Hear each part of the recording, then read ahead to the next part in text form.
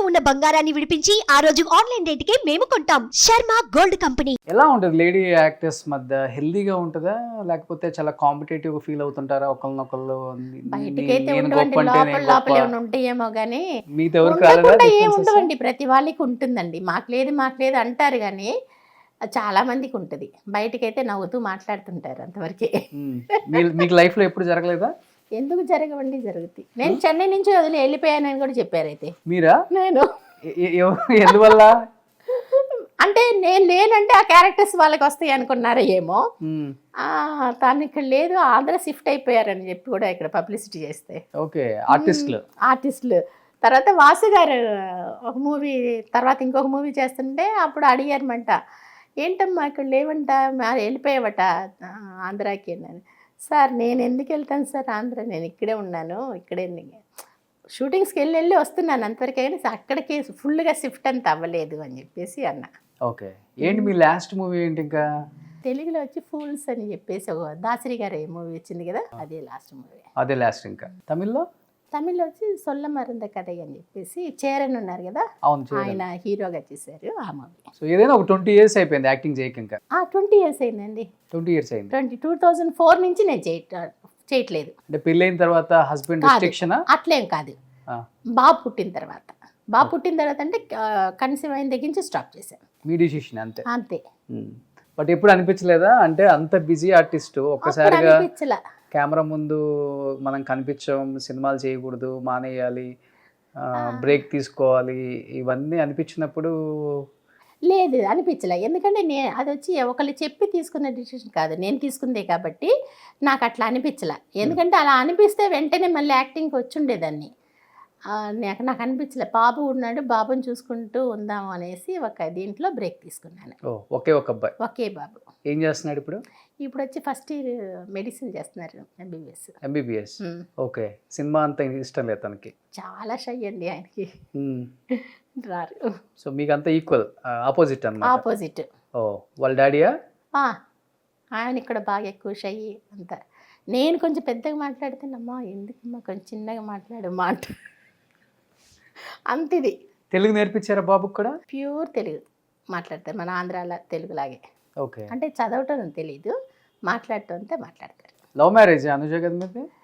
One side love come arrange marriage. ఎవరు, మీరు love చేశారా? నేను కాదండి, మా హస్బెండ్. సినిమాలు చూసా? పెద్దన్నయ్య ఫ్రెండ్. సో మా పెద్దన్నయ్యని కలవటానికి వచ్చేటప్పుడు మిమ్మల్ని కలిశారు? నన్ను కలవలేదు, చూసి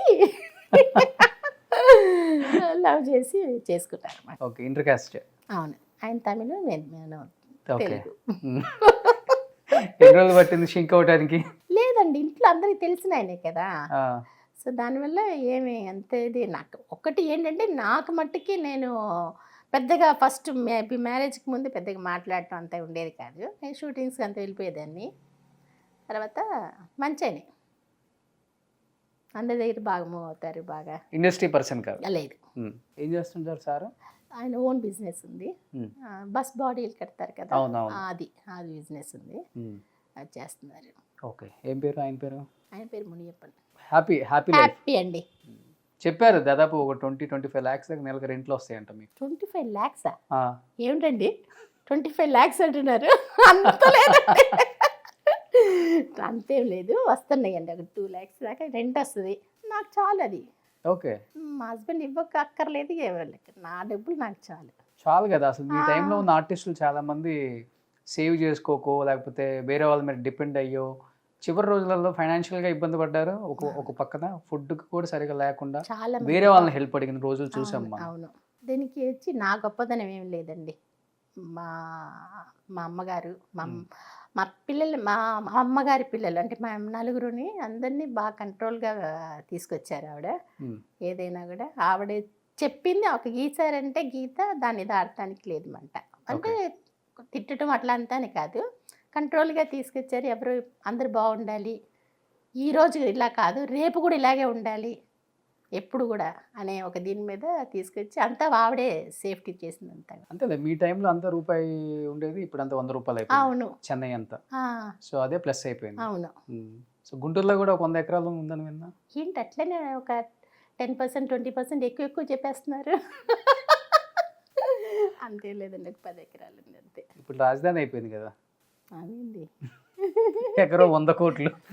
లేదండి, ఆ ప్రతి పనిలో ఒక అంటే కొంచెం జగన్కి ముందు 50 lakhs దాకా వచ్చింది ఉమ్. ఒక ఎకరా.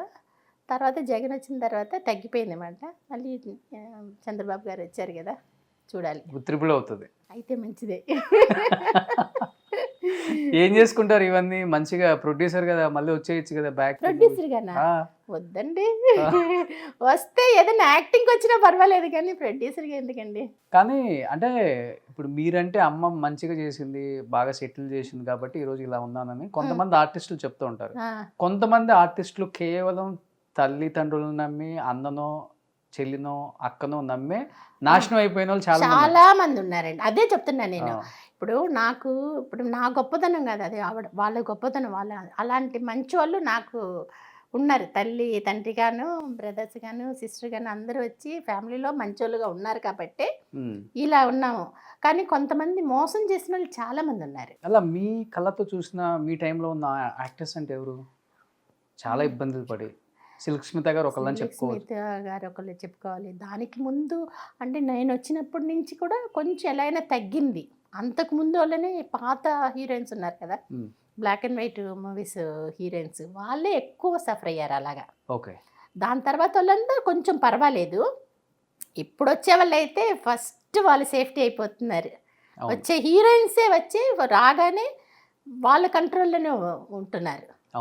ఉండి ఇప్పుడు వాళ్ళు పర్వాలేదు. ఎందుకంటే ఇప్పుడు అప్పుడు వాళ్ళని చూసి మా టైంలో ఉన్న వాళ్ళు కొంచెమంది వచ్చి జాగ్రత్త పడ్డారు కదా, ఆ తర్వాత వచ్చిన వాళ్ళు అది కూడా అవ్వకూడదు అనేసి ఇది అవుతున్నారు. ఎప్పుడు కూడా వచ్చి ఈరోజు చూసుకోకూడదండి.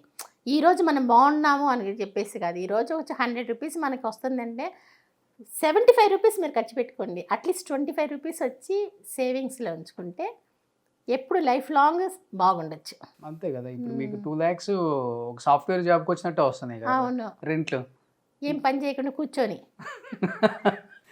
సాఫ్ట్వేర్ వాళ్ళని పని చేయాలి కదండి. అటు పక్కన మీ ఆయన పెద్ద బిజినెస్ మ్యాన్, ఏం చేసుకుంటారు? 2 లక్షలు 1 లక్ష పంపించండి నెలకి, మొత్తం తీసుకోండి, మీకు లేదా? మీరే ఎంతమంది హెల్ప్ చేస్తున్నారు. అందుకనే మీరు కూడా పంపితే ఇంకా ఎక్కువ హెల్ప్ చేస్తారు. పంపుతారా? Same PhonePe number. Okay. మీ వాడు ఖర్చు పెడుతుంటాడు బాగానే? లేదు, అస్సలు ఖర్చు పెట్టాడు. అస్సలు ఖర్చు పెట్టాడు. MBBS చదువుతా. అవును, అకౌంట్లో అమౌంట్ ఎప్పుడు అడిగినా ఆ అమౌంట్ అట్లానే ఉంటుంది. మీరు బాగా ఖర్చు పెడతారా? నేను పెట్టిన. ఉన్నారా అమ్మ ఇప్పుడు? లేరండి, చనిపోయారు. 2019లో చనిపోయారు. ఓకే. నాన్న 2001లో చనిపోయారు. మీ దగ్గరే ఉన్నారు? అందరూ ఒకటిగానే ఉంటాం. సో జాయింట్ ఫ్యామిలీ అందరూ? Joint family. ఇప్పుడు రీసెంట్గానే ఇంకా అందరూ సపరేట్ ఇంట్లో ఉంటున్నాము, కానీ ఇప్పటికీ జాయింట్ లాగే. సో అది నాన్నకి అమ్మకి అలవాటు, అది మీకు అలవాటు చేసేసారు. అవును. సూపర్ కదా. అది ఆయన ఏంటండి, మా అమ్మ ఏది చెప్తే అలాగా ఉంటారు. అంతా మా ప్రేమ. మా అమ్మ అంటే ఆవిడ చెప్పింది ఏమంట, మా అమ్మే అందరికి పిల్లలకి ఇట్లాగా అని చెప్పి నేర్పించి చేయటం. సుమన్ టీవీలో మీ పర్సనల్ అండ్ బిజినెస్ ప్రమోషన్స్ కోసం కింది నెంబర్కి కాంటాక్ట్ చేయండి.